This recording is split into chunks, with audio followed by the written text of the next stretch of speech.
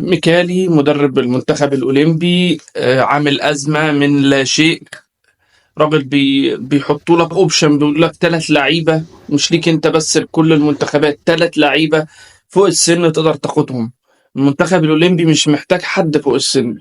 المنتخب الأولمبي هو اللي وصلك للأولمبيات، هو اللي بقالك كام شهر بتعمل معسكرات بنفس اللعيبة، بنفس التكتيك، بنفس كل حاجة. بأنهي منطق؟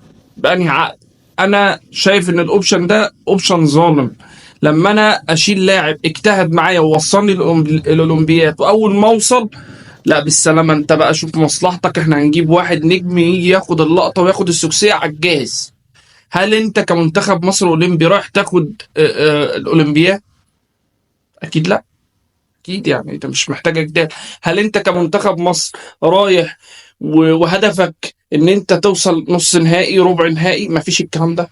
احنا دايما بنروح الاولمبياد تمثيل مشرف. وليكن هديكم مثال: حمزه علاء حارس جامد، احسن حارس في افريقيا في بطوله الشباب، لعيب كويس، مش مقصر مع المنتخب. ليه تفكر تاخد حارس من النادي الاهلي تاني؟ مش شرط الاهلي عامة يعني، بس هو افضل حراس في مصر هم في الاهلي.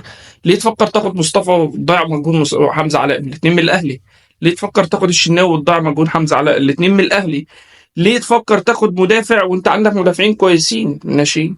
ليه تفكر تاخد اجنحه وانت عندك اجنحه كويسه؟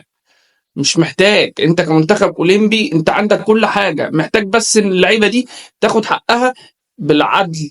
عشان الظلم دايما زي ما حصل مع المنتخب الاول، الظلم بيؤدي الكوارث.